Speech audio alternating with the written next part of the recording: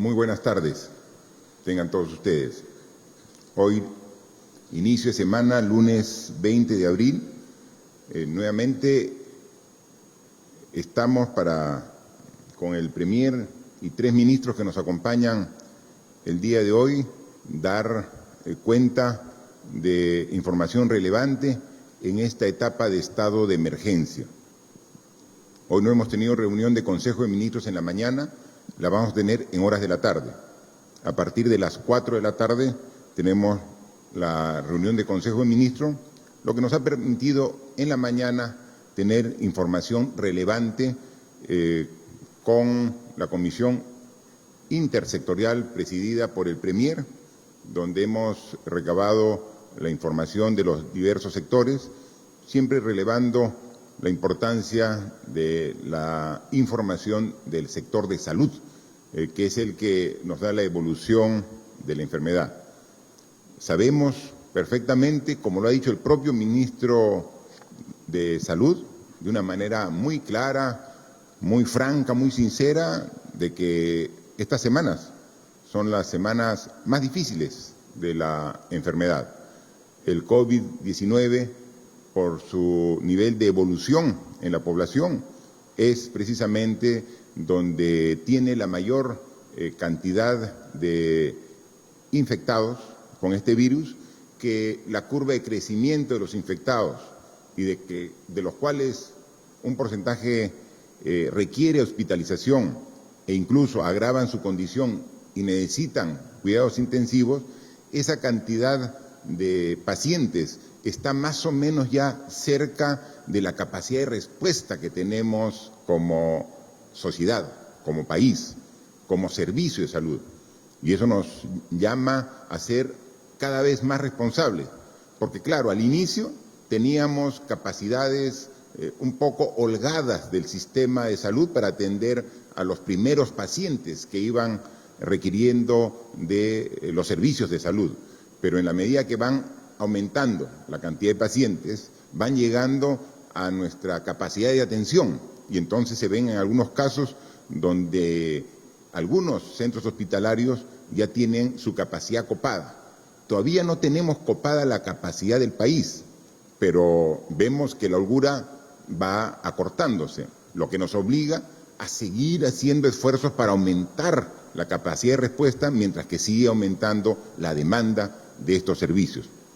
Entonces, tenemos que no hacer otra cosa que reiterar en el esfuerzo, reiterar en el compromiso, sacar más fuerzas aún. Son en estos momentos donde autoridades, instituciones y población tenemos que poner todo de nuestra parte para poder pasar esta, que es la etapa más difícil de esta enfermedad. Los datos son los siguientes. Hasta ayer a medianoche, donde hacen el cierre de la información que reportamos todos los días, hay 148.011 personas que han sido muestreadas. De ellas, 41.356 han pasado la prueba molecular y 106.655 la prueba rápida. Del total de personas que han sido evaluados, 131.686 han dado negativo y 16.325 han dado los resultados positivos. Estos 16.000 respecto a los 148.000 del total que han sido muestreados representan el 11%. A la fecha tenemos 1.682 pacientes que se encuentran hospitalizados. Y aquí el esfuerzo es uno solo como país. De los 1.682 pacientes en eSalud hay 841, que es más o menos la mitad de todos los pacientes. 496 están en los diversos hospitales de MINSA, que es más o menos el 30% del total. 202 pacientes están en los hospitales de las Fuerzas Armadas y de la Policía Nacional del Perú y 143 pacientes que es poco más del 8%, están en clínicas privadas. Como pueden ver, todos están dando su capacidad hospitalaria para atender las necesidades de hospitalización de las personas que se contagian con el COVID-19. Pero la carga más fuerte de la atención a la población es la que recae en las instituciones del Estado, es salud, MINSA, Fuerzas Armadas, con sus hospitales de la Marina, de la Fuerza Aérea, del Ejército y la Policía Nacional. Entre todos atienden más o menos al 91.5% de toda la población que requiere hospitalización. Si bien las clínicas privadas están atendiendo a 143 pacientes, solamente es el 8.5% del total de requerimientos de atención en hospitalización. Hemos pedido y hemos trabajado todo el fin de semana con todos los representantes de las diferentes instituciones que brindan servicios de salud, ¿no? Y hoy hemos tenido una reunión muy temprano con la representante, la presidenta de Salud, el ministro de Salud, los ministros de Defensa, que son los que tienen a cargo los hospitales de las Fuerzas Armadas, el ministro del Interior, que hace lo propio con la policía, y hemos hecho un análisis integral de cuál es nuestra oferta que tenemos. Y le hemos, desde el fin de semana, cruzado información, tanto de nuestra respuesta en Lima como en provincias, para sincerarla. Porque al igual que muchos de ustedes, ciudadanos, y también algunos medios de comunicación, decían, yo informo de que hay 504 camas para atender los pacientes que se agravan en las unidades de cuidados intensivos del COVID-19. ¿Dónde están? Quiero saber una a una dónde están. ¿Cuántas hay en Lima? ¿Cuántas hay en las regiones del país? ¿Cuántas están usándose a esta hora? ¿Y cuántas son las que a la fecha todavía tenemos disponible? Para, en función de una información real, que es lo que se quiere en estos momentos difíciles de crisis, poder seguir haciendo más esfuerzos para ir subiendo. Y entonces hoy me presentaba unos cuadros, el Ministerio de Salud con todo su equipo, en una reunión que hemos estado ahora, que se los pongo a consideración de todos ustedes, para que sepan exactamente la información referida a las camas de la unidad de cuidados intensivos para atender específicamente los casos de COVID-19. Acá está el cuadro.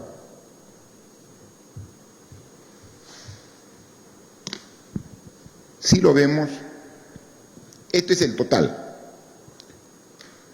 de camas que se tienen actualmente en los diferentes establecimientos de salud a nivel nacional. Tenemos aquí que en azul oscuro y azul claro tenemos cuáles son las camas disponibles para UCI para otras enfermedades,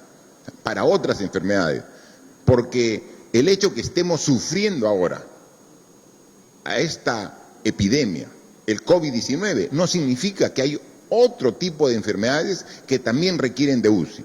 Y entonces, en azul están lo total y lo usado de camas para otros requerimientos.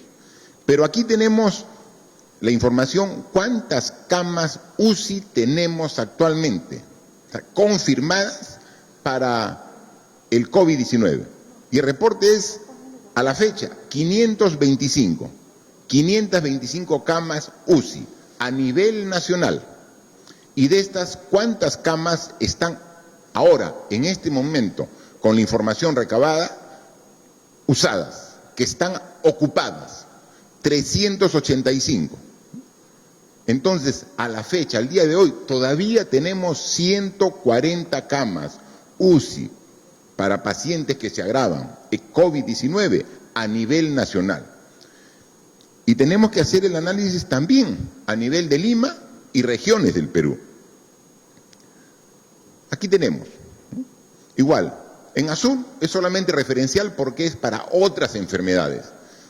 Lo que hay que prestar atención es lo que está en color rosado, ladrillo, que es específicamente para cuidados intensivos de COVID. Lima Metropolitana y Callao tenemos 379 camas UCI COVID-19. ¿Cuántas tenemos a la fecha utilizadas en situación de ocupadas? 318. Entonces tenemos 61 camas UCI disponibles a la fecha en Lima y Callao. A nivel de las regiones del Perú, tenemos disponible una cantidad menor que Lima, que tiene 379. Tiene 146 camas disponibles. ¿Cuántas se tienen utilizando actualmente en las regiones? 67. Entonces tenemos 79 camas disponibles en las regiones. Esta es información real, esta es información que ha sido verificada al día de hoy, cruzando la data de las provincias, de las regiones, de las Fuerzas Armadas, de la Policía, de las clínicas privadas, de salud y del MINSA. Entre todos, esta es la información. Queremos entrar a un poco más de detalle y entonces el propio Ministerio de Salud ha dividido en 4 el territorio nacional y vemos que en el norte del Perú tenemos Amazonas, Cajamarca, La Libertad, Lambayeque, Piura y Tumbes. Y ahí tenemos cuántas camas son las que tenemos y cuántas van utilizando. Y aquí nos podemos dar cuenta que hay veces que las regiones no actualizan su información. Aquí Tumbes, quien tuve la oportunidad de visitar la semana pasada con el ministro de Salud, tenía 4 camas UCI, pero como Tumbes es una región de frontera y tenía un índice de crecimiento de COVID-19 pronunciado por su condición de estar al lado de Ecuador, el ministro dispuso que se envíen a Tumbes 7 ventiladores mecánicos para que con ello tener 11 camas UCI COVID-19 en Tumbes. ¿Y cuántas se ha reportado? Nada. Entonces, tenemos esta información, es tan exacta como información den a conocer las regiones a través de sugerencias de salud regional, como también las instituciones como de salud.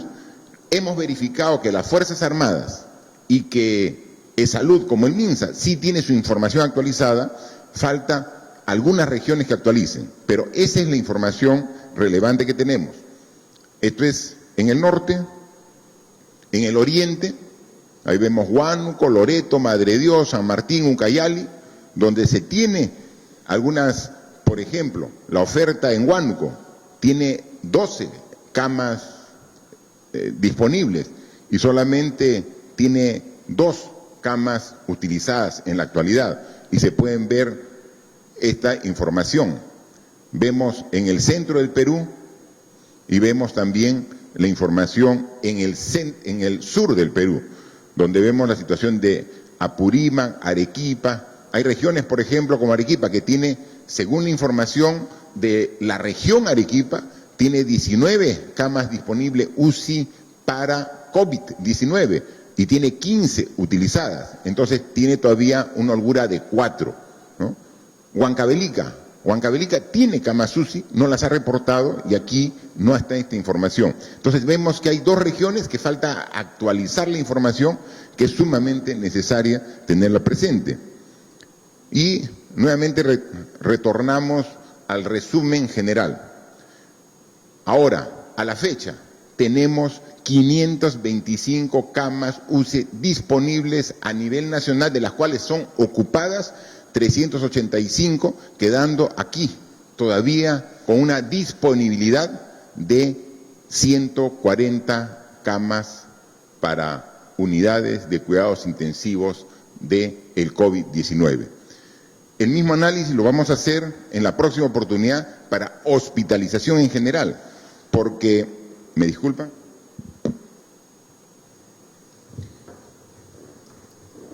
porque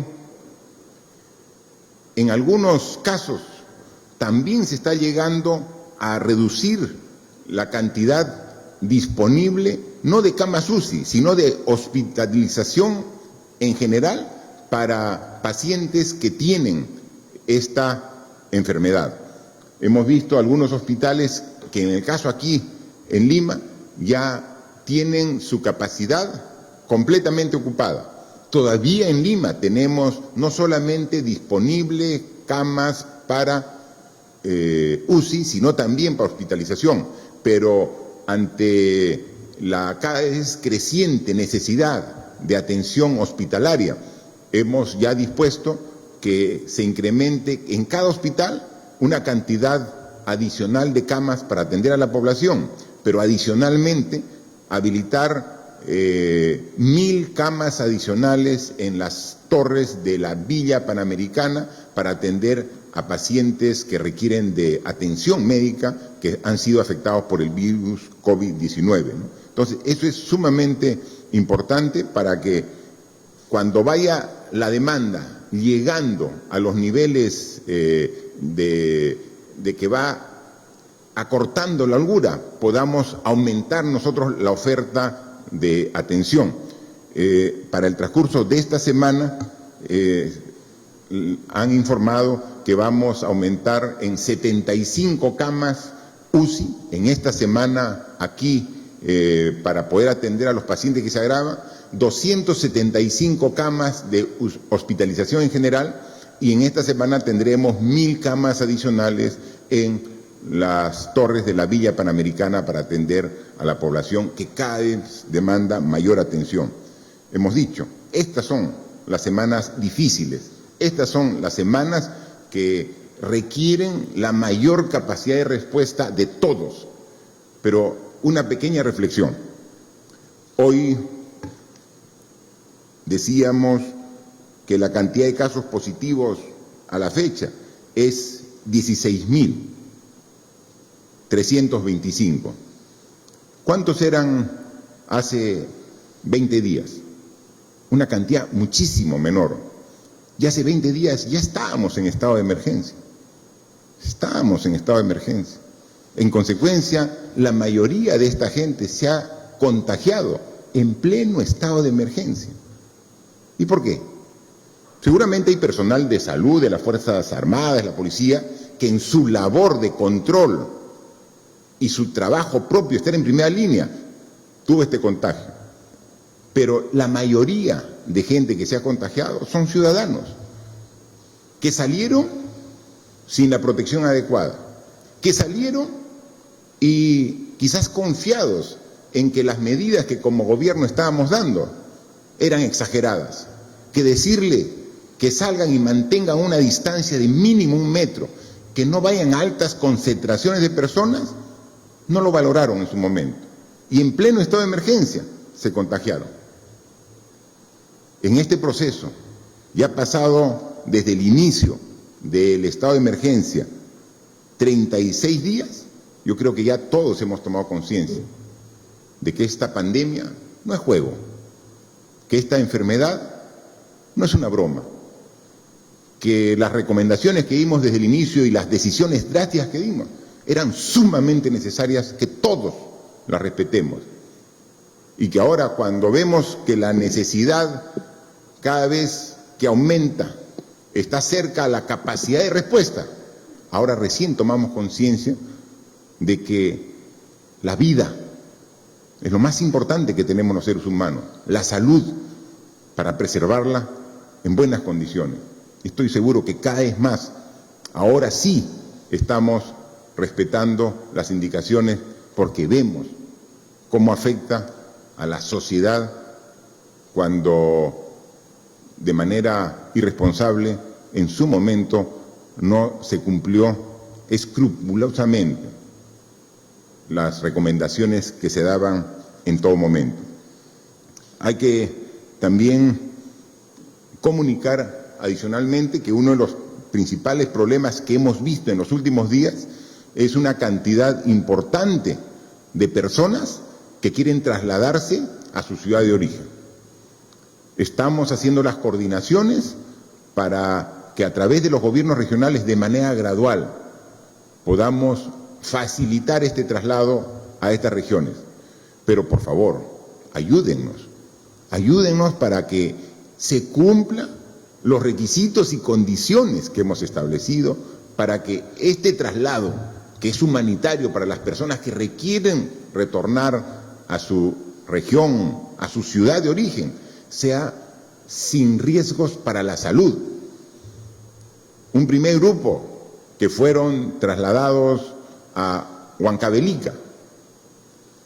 En el camino, en los ómnibus, antes de llegar a Huancavelica, para cumplir con un aislamiento y poder asegurar de que en caso tuvieran el virus no contagien, algunos se bajaban del ómnibus y algunos incluso llegando a Huancavelica, estando en un lugar donde el propio gobierno regional les da toda la comodidad y seguridad para que puedan estar allá y evitar un riesgo de contagio a sus mismos paisanos, a los mismos huancavelicanos que han estado cumpliendo rigurosamente su cuarentena.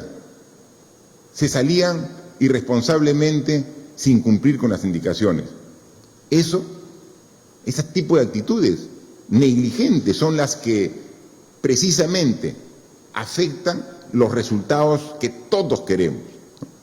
Pero seguimos esforzándonos y seguimos con la confianza de que con el apoyo de la mayoría de la población vamos a pasar estas semanas difíciles para ver que gradualmente, llegando al pico de esta curva, podamos ya ver en días posteriores comenzar gradual y progresivamente a ver un descenso.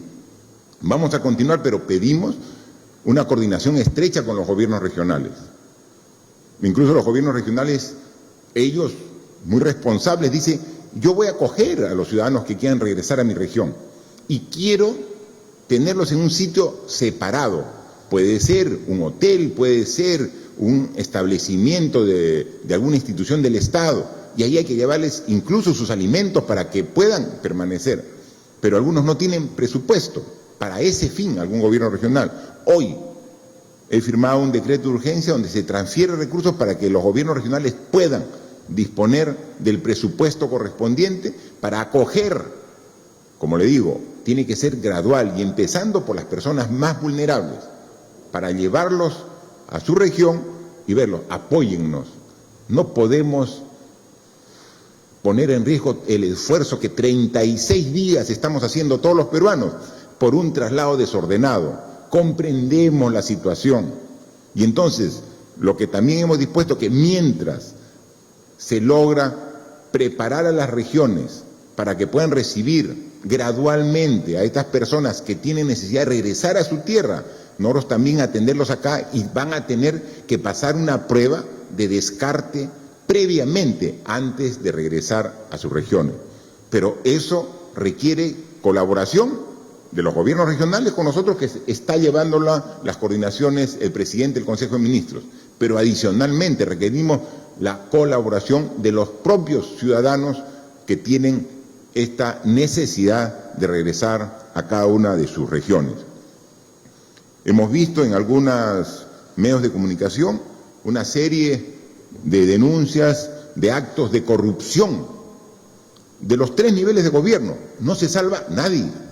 Los gobiernos municipales, los alcaldes, hay muchos que están sujetos de investigación en cómo están gastando ese presupuesto. Algunos gobiernos regionales, y también alcanzan investigaciones de casos de corrupción a ministerios que están directamente dependientes del Poder Ejecutivo. No interesa dónde está la corrupción, tiene que merecer un castigo ejemplar.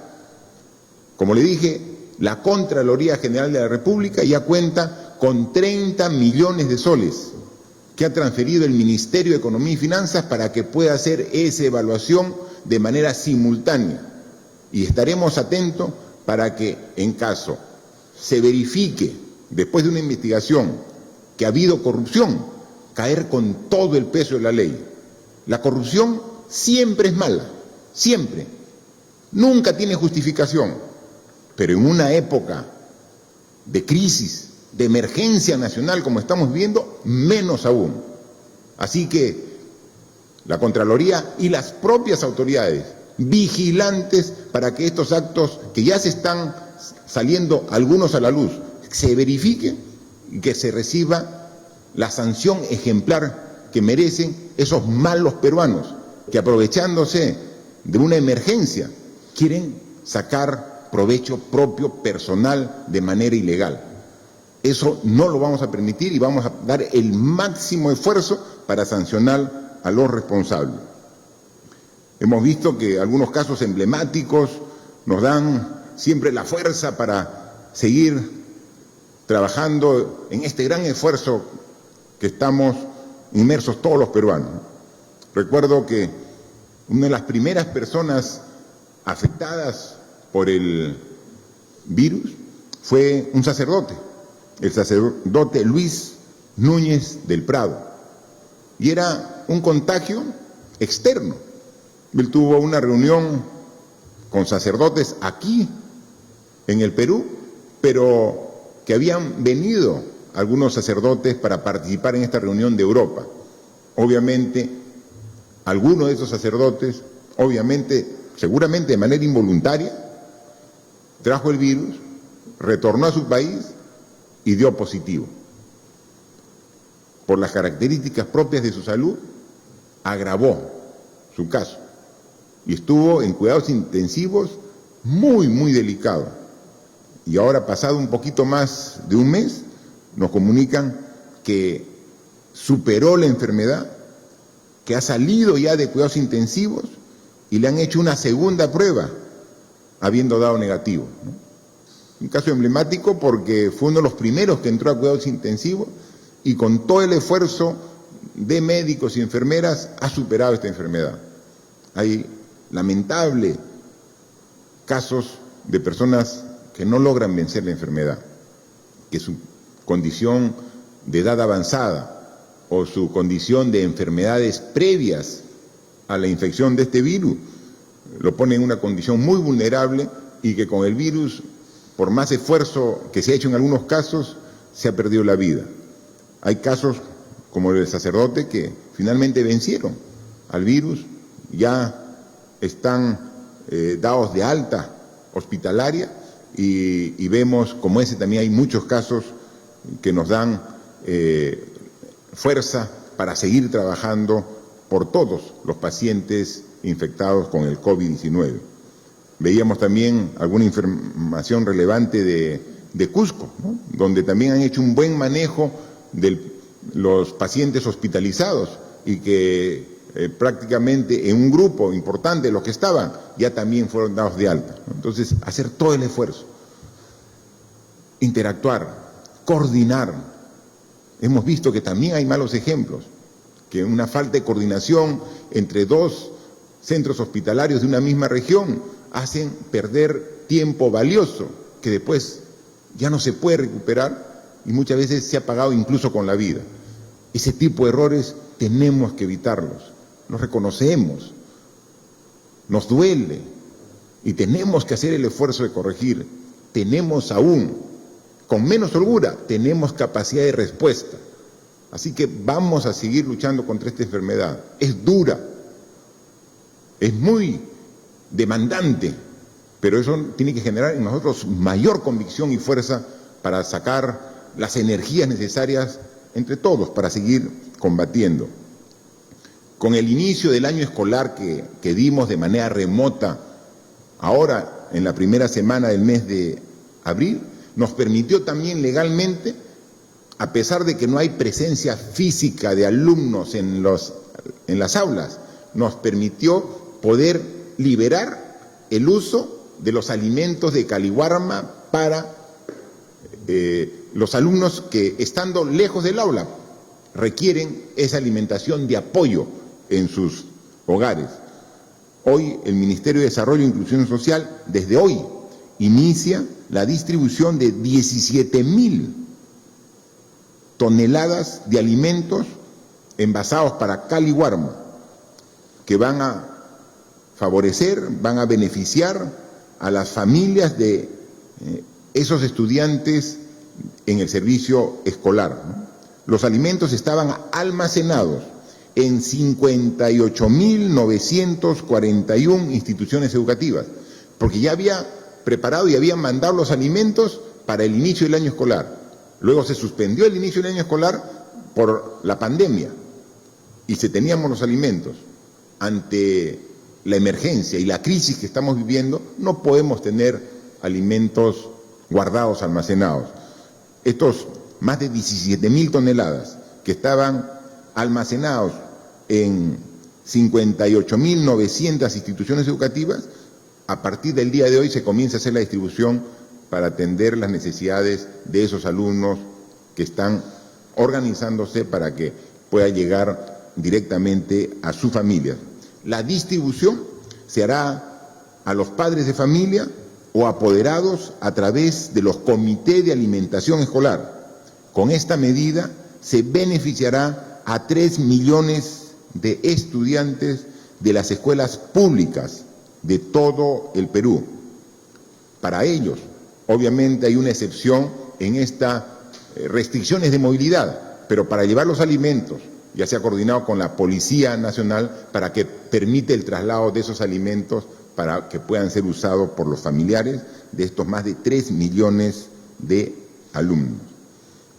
Ya el día de ayer se publicó el decreto legislativo hablando de educación que va a permitir adquirir más de 840.000 tablets para los alumnos del sector rural del país y del sector urbano, pero en condiciones de vulnerabilidad que están reconocidos en el quintil 1 y 2. Vamos a hacer el esfuerzo de hacer los procedimientos administrativos para tener tan pronto como se pueda esta ayuda para que podamos hacer una educación con menor brecha entre la zona urbana y la zona rural. Vamos a continuar en ello. Hemos recibido múltiples consultas sobre si estos beneficios es para el sector público, para la educación pública, para la educación privada. Obviamente es para la educación pública, ¿no? Y la educación privada, sabiendo ya que tiene que cambiar sus características de educación en lo que queda del año, tiene que hacer un nuevo planteamiento.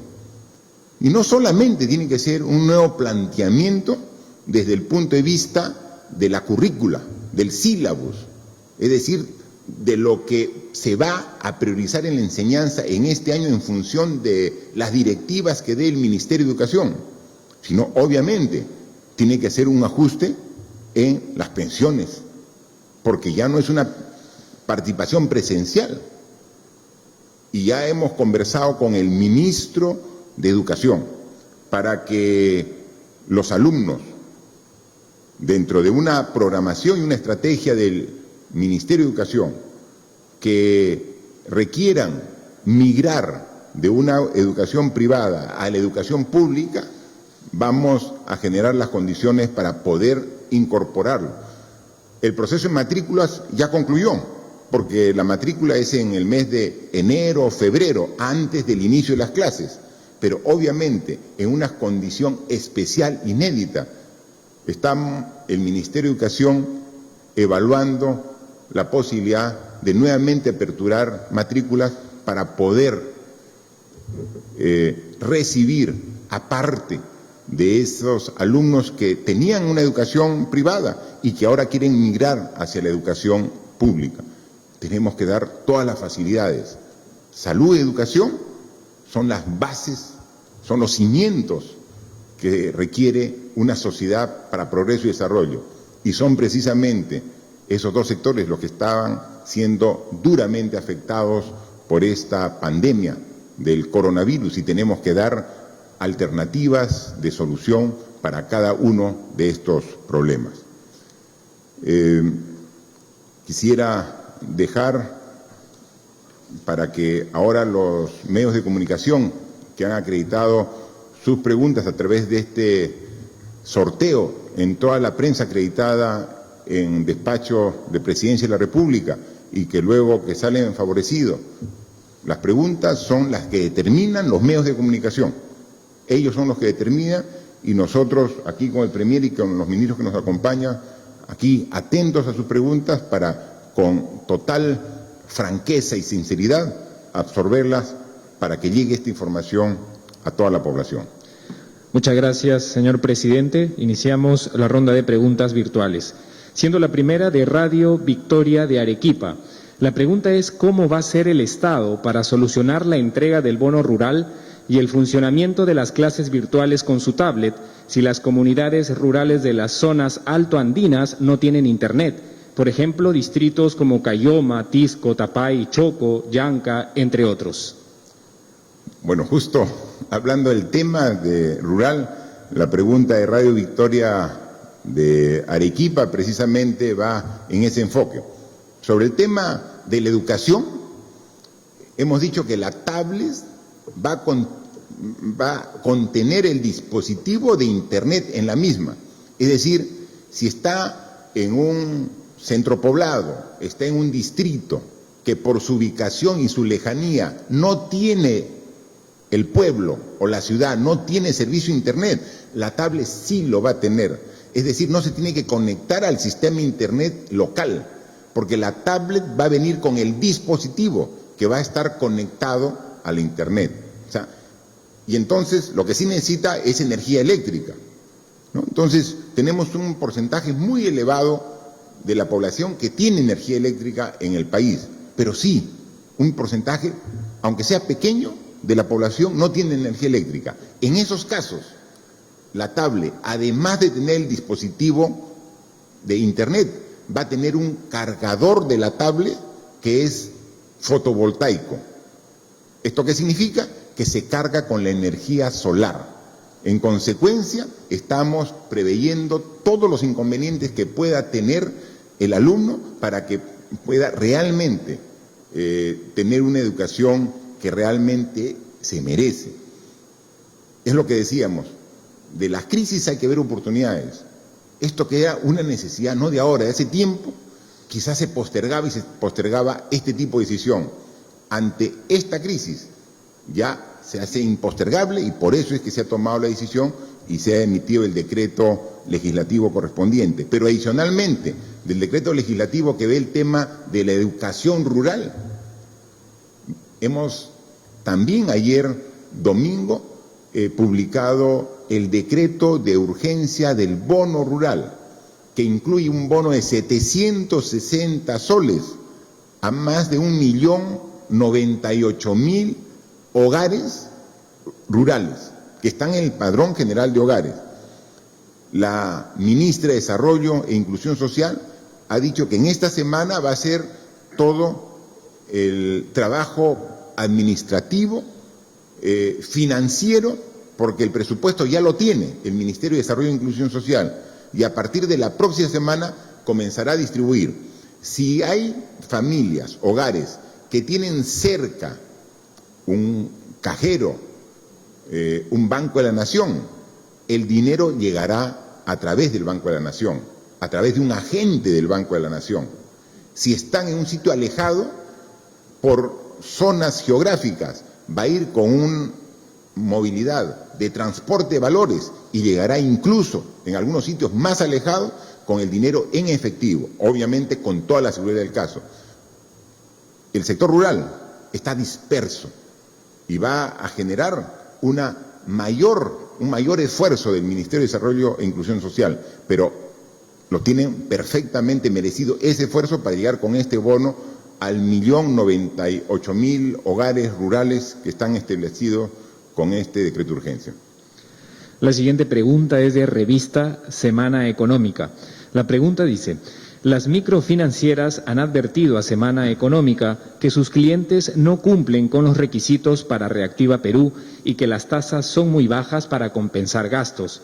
Dado que las microfinancieras no podrían competir por tasa con los bancos en las subastas, ¿considerarían diferenciar las subastas por tipo de monto y por tipo de entidad financiera? ¿Qué ¿Qué otras medidas evalúan para la etapa de reactivación? Por favor, ministra de Economía y Finanzas.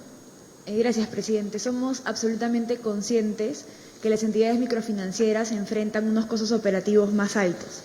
Por eso, desde el diseño de Reactiva se han tomado dos decisiones importantes. La primera es, para incentivar el préstamo a este grupo de MIPES, se ha elevado la garantía al 98%. Adicionalmente, directamente relacionado con la pregunta, las subastas se van a hacer por rangos de garantía, es decir, va a haber una subasta específica para el caso de los créditos con 98% de garantía.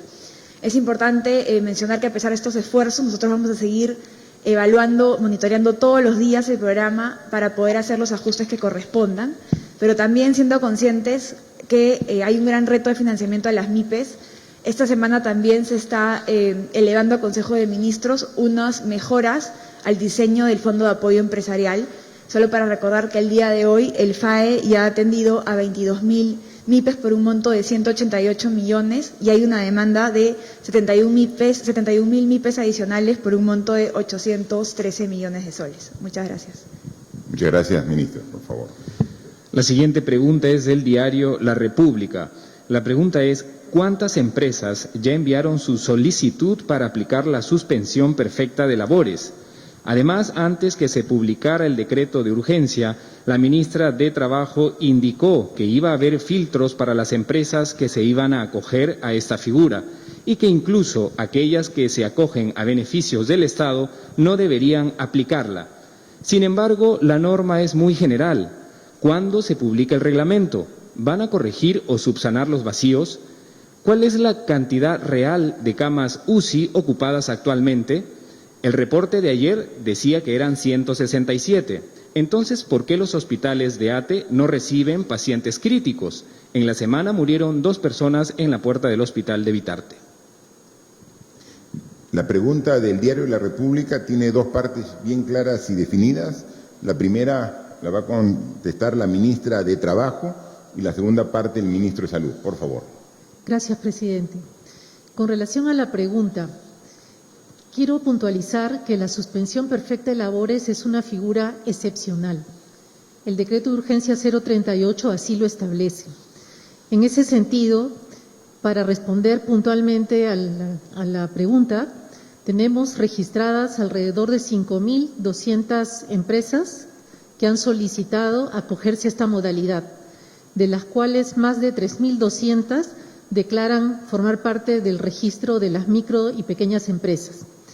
Hecha la corroboración con la planilla electrónica, como corresponde a la Autoridad de Trabajo, se determinará si es que estas empresas que se han declarado como parte del registro de la microempresa, corresponde que sus trabajadores reciban la bonificación excepcional de emergencia, estando alrededor del 65% el número de estas microempresas que podrían estar beneficiándose sus trabajadores con la bonificación excepcional y de emergencia.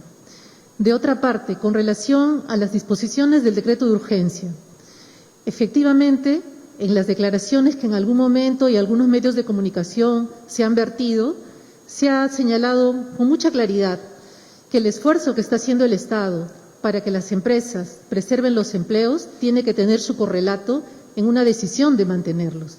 En ese sentido, el decreto de urgencia 038 prevé que aprobemos disposiciones complementarias a efectos de establecer esas condiciones, esos filtros, a fin de que se haga uso de esta figura, como vengo diciendo, de manera excepcional y que la preservación de los empleos se dé como un legítimo esfuerzo y compromiso del sector empresarial en esta situación de crisis, así como asistiendo el derecho de los trabajadores a mantener los mismos, reiterando, finalmente, que como Autoridad de Trabajo no permitiremos ningún tipo de abuso en el uso de esta modalidad. Gracias.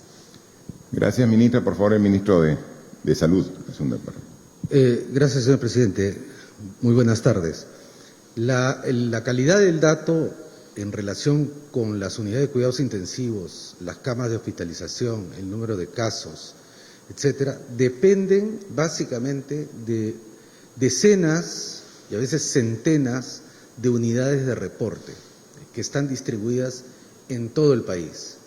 El dato agregado final depende de la calidad y el cumplimiento de los reportes de cada uno de esos puntos.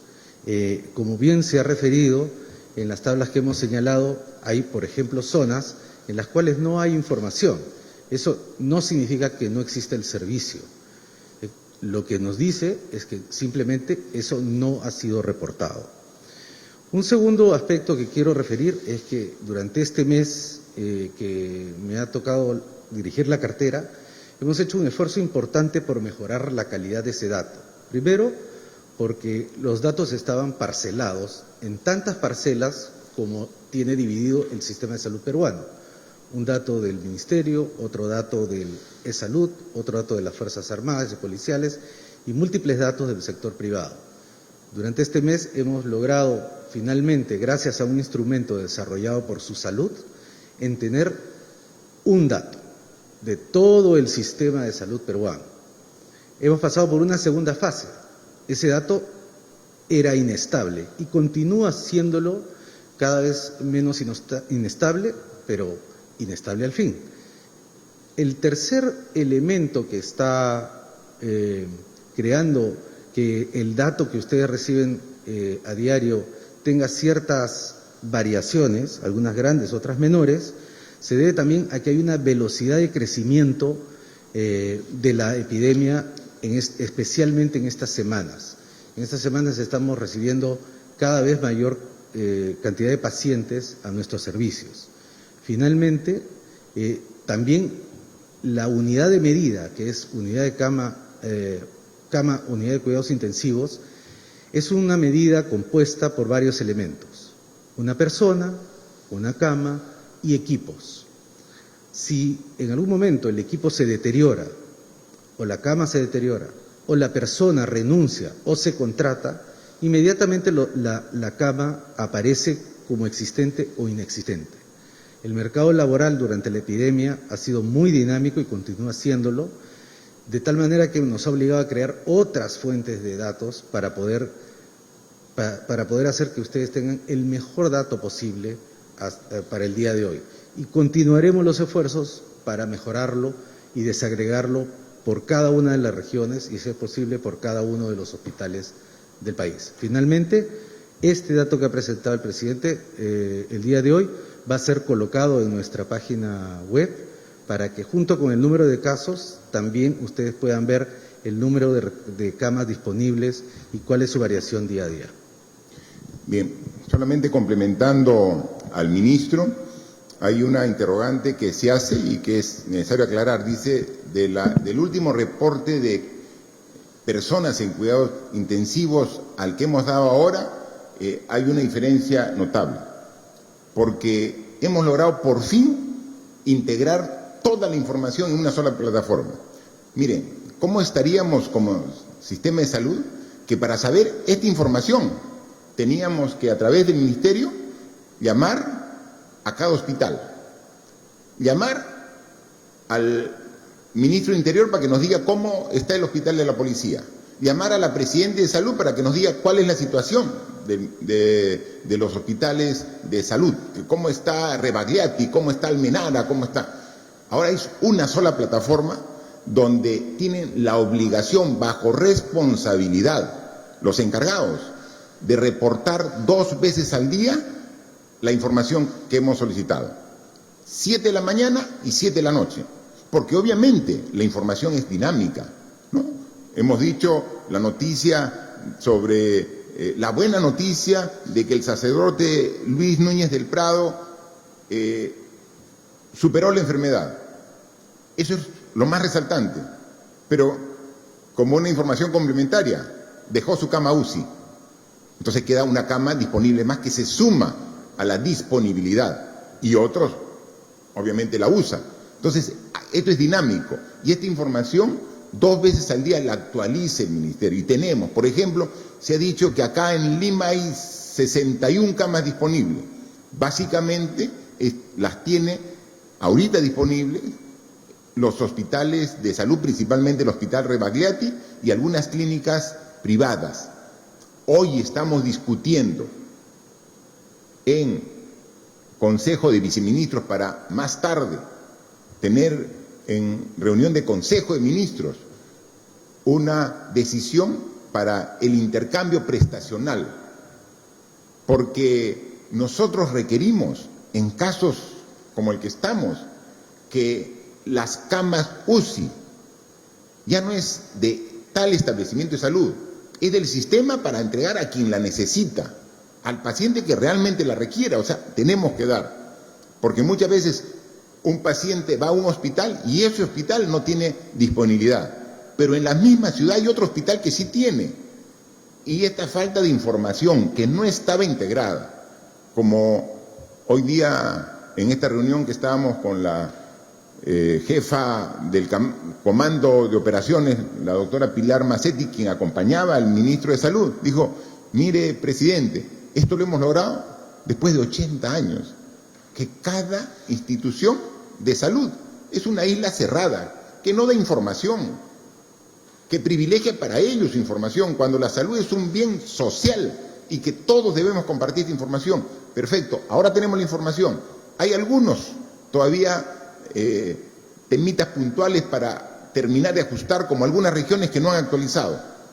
Ahora que han visto que va a salir a nivel nacional el informe de cada una de sus regiones, estoy seguro que inmediatamente van a actualizarlo, porque también van a tener la crítica propia de sus ciudadanos diciendo: oye, ¿qué pasó? ¿Por qué no está la región Ucayali y no ha actualizado? ¿No? Entonces, esa es la información. Y la juntamos a través de macroregiones también, porque hay veces hay una región que tiene recursos disponibles y la región vecina no tiene. Entonces, también hay que ver cómo se complementa con un análisis macroregional. Entonces, hay que trabajar. Y cuando hablamos de camas UCI, es con ventilador mecánico. O sea, nosotros ahorita tenemos un estimado de un poco más de 900 camas UCI, pero solamente 525 están con su ventilador mecánico. No vamos a dar información falsa. Si no tiene ventilador mecánico, no la podemos considerar como cama UCI. Tiene todo lo demás, pero le falta el ventilador.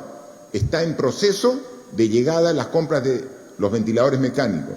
Está adicionalmente, ya esta semana va a entregar los primeros ventiladores fabricados por la Marina de Guerra. Un esfuerzo de la empresa privada con la Universidad Católica también está trabajando en la fabricación. Entonces, en los próximos días vamos a tener un incremento de la capacidad de atención a través de UCI con los ventiladores que llegan. Tenemos camas, pero falta ventilador. Ahora tenemos 525 completas, con equipamiento, pero lo más importante, con el personal de salud necesario. Entonces, vamos a seguir trabajando y vamos a dar esta información y vamos a poner de conocimiento público dónde están para que se pueda ser de acceso y poder dar el mejor uso de esta información para atender la salud y hacer el esfuerzo de salvar vidas. Y haceremos el máximo esfuerzo, pero por más esfuerzo que haya, hay algún tipo de organismo que finalmente, por la edad avanzada o por las enfermedades previas que tenía, por el esfuerzo máximo que se haga, hay algunos casos que lamentablemente no se pueden recuperar de esta enfermedad. Entonces, a pesar de todo lo que se tiene, va a haber gente que lamentablemente va a perder la vida. Por eso, ¿cuál es la mejor forma de asegurar que no se va a perder la vida? Que no te contagies. O sea, la mejor forma es que no te contagies. Y esto que hace 36 días parecía que era un exceso, que era una exageración, te das cuenta que el esfuerzo, no te contagies. Y si bien todos debemos hacer el esfuerzo de no contagiarnos, principalmente cuidar a los adultos mayores, principalmente cuidar a los que ya tienen una enfermedad, porque con esa enfermedad, con la edad, más el virus, ponemos en alto riesgo la vida de esa persona. Entonces, le daremos su cama, pondremos el esfuerzo de UCI, pero la mejor forma de evitar la pérdida de la vida de las personas es evitar el contagio con el virus, y no nos cansaremos de decirnos que para eso no salgas, y menos si tienes este tipo de riesgo. Y si tienes que salir, protégete con tu mascarilla, mantén la distancia y lávate permanentemente las manos con agua por jabón, porque sin querer agarraste una superficie donde puede estar el virus. Inmediatamente agua y jabón, mascarilla y distancia. Y mejor, si estás en tu casa, es la mejor forma de evitar la afectación de tu salud con la posible pérdida incluso de la vida, como hemos visto que lamentablemente ya hay casos importantes aquí en nuestro país. La siguiente pregunta es de la revista Caretas. En su momento, Caretas dio cuenta del ofrecimiento que hizo en febrero el laboratorio Roche al Instituto Nacional de Salud sobre un lote de pruebas de detección. Anoche un reportaje televisivo trató sobre otra oferta rechazada en marzo, aparentemente con buenas condiciones. Es evidente que en las últimas semanas la estrategia de diagnóstico por parte del Estado se ha tornado mucho más agresiva. ¿Cuál será el papel que tenga de aquí en adelante el sector privado en este respecto? Por favor, ministro de Salud, hay dos temas importantes que siempre es necesario dar la información. Gracias. Nosotros saludamos la vigilancia que nos hace constantemente los medios de comunicación, porque nos permite estar también alerta de que no penetre o nos mine la corrupción en el sector en cualquiera de sus niveles. Felicitamos el periodismo de investigación al mismo tiempo, pero los invitamos a tener una comunicación más fluida con el despacho ministerial para otorgarles la información que ustedes requieren. En el reportaje del día de ayer se hablaba de una empresa que ofertó efectivamente a menor precio uno de los productos que nosotros necesitamos para combatir la epidemia. Lamentablemente, la oferta no cumplía las especificaciones técnicas que nosotros requeríamos para implementarla. Por lo tanto, esa oferta fue rechazada. Los detalles, por supuesto, se los podemos ofrecer una vez que lo requieran y podrán observar las razones por las cuales esta empresa no fue seleccionada. En otros casos también hemos recibido algunos reportajes que señalaban dudas sobre la compra de otros productos y nosotros hemos informado en detalle las razones de cada uno de estos procedimientos. En relación con el sector privado, nuestra relación sigue siendo fluida, tanto como proveedores de los distintos productos que nosotros requerimos, así como el intenso trabajo que ha hecho el sector privado por movilizar recursos de donación para los esfuerzos del Ministerio de Salud y de otros estamentos del gobierno. Muchas gracias, por favor. Para culminar esta ronda tenemos la pregunta de la Asociación de Prensa Extranjera en el Perú, APEP.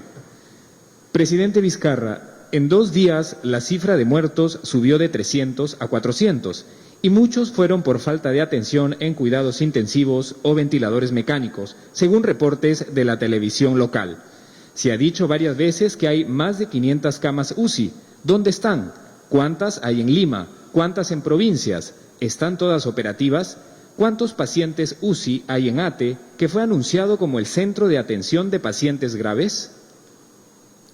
Por favor, ministro de Salud, aunque ya hemos dado los cuadros, pero creo que siempre es bueno complementar la información. Sí, gracias, señor presidente. Efectivamente, la data va a estar publicada el día de hoy en detalle acerca de la segunda parte de la pregunta. En la primera parte de la pregunta está en relación con la mortalidad. Y la mortalidad no solamente se debe a la violencia con la que afecta este virus a las personas más vulnerables, también está relacionada con nuestra propia organización. La organización del sistema de salud que pueda hacer seguimiento en el domicilio, una hospitalización temprana frente a signos de alarma y eventualmente el soporte de las unidades de cuidados intensivos. En relación con lo primero, con la vigilancia, ya hemos incrementado nuestra capacidad diagnóstica para poder hacer seguimiento a los pacientes. En relación con la hospitalización temprana, nosotros hemos tomado la decisión de usar, entre comillas usar, pero movilizar a los colegas que en su momento salieron de los hospitales por su condición de riesgo, mayores de 60 años o con alguna enfermedad, para que ellos sean los encargados de hacer el seguimiento de los pacientes vía telefónica y hacer el diagnóstico de los signos de alarma temprana, para garantizarles una hospitalización. Y en el caso de la hospitalización, nosotros hemos modificado ya hasta en 3 oportunidades nuestro protocolo de atención para incorporar todos los avances tecnológicos, todos los avances de nuevas drogas que en otras realidades se están implementando y tienen mayor conocimiento acerca de su uso. No escatimaremos ningún esfuerzo para que nuestros compatriotas reciban la mejor atención posible.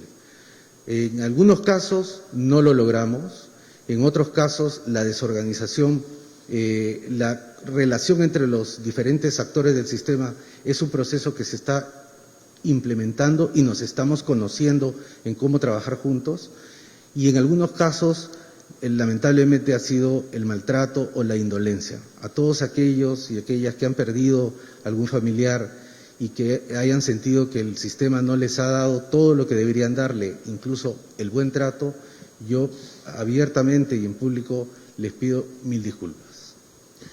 Gracias, ministro. Efectivamente, si hacemos este gran esfuerzo como país, es para cuidar lo más sagrado que tiene el ser humano, la vida y su salud. Y vamos a continuar en este esfuerzo, a pesar que desde el inicio sabíamos que esto no era una tarea fácil, que iba a ser una tarea muy compleja, que esto no era, en términos deportivos, una carrera de 100 metros planos, era una maratón, era una carrera de resistencia, que en la medida que mostremos el temple, todos los peruanos, día a día, renovando nuestro esfuerzo, nuestro compromiso, nuestra entrega al país, vamos a salir adelante. Errores los tenemos, los hemos tenido y seguramente vamos a tenerlos más adelante. Pero falta de voluntad, de compromiso, de ninguna manera. Sabemos que esta tarea solamente va a tener el resultado que esperamos si somos disciplinados y somos perseverantes. Perseverantes. O sea, es todos los días. Hay veces el esfuerzo diario puede minar en algún momento el entusiasmo. Eso inmediatamente tenemos que renovar el compromiso, la fe, la entrega, el trabajo.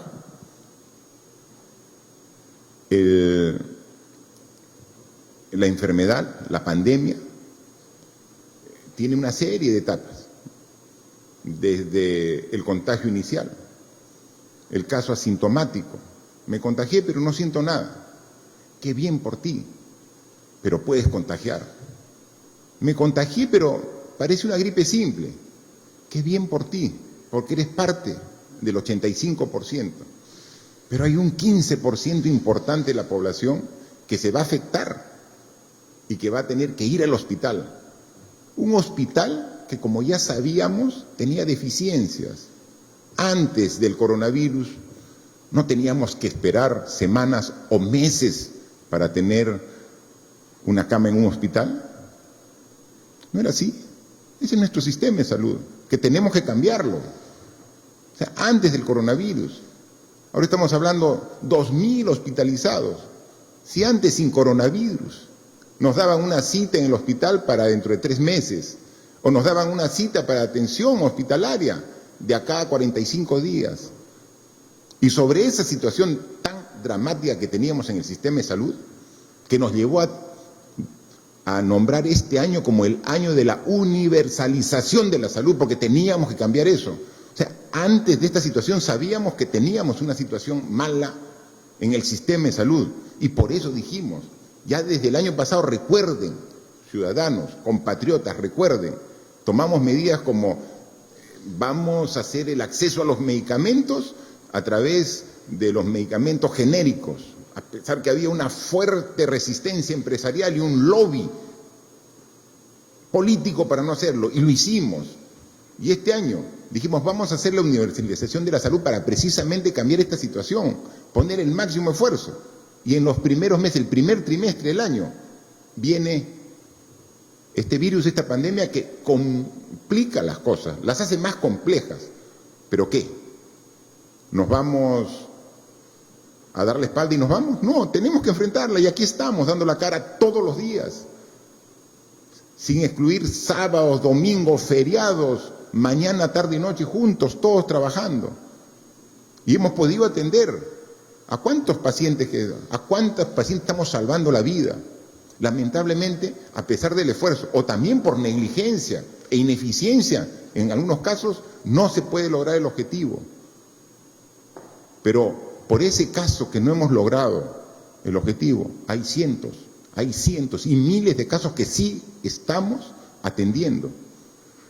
Es fácil poner 1, 5, 10, 20 malos ejemplos que existe y tenemos que cambiarlo, pero por cada ese mal ejemplo hay cientos de buenos ejemplos, de médicos entregados, de enfermeras comprometidas, de personal de servicio de salud entregado a su trabajo, que está cumpliendo su labor.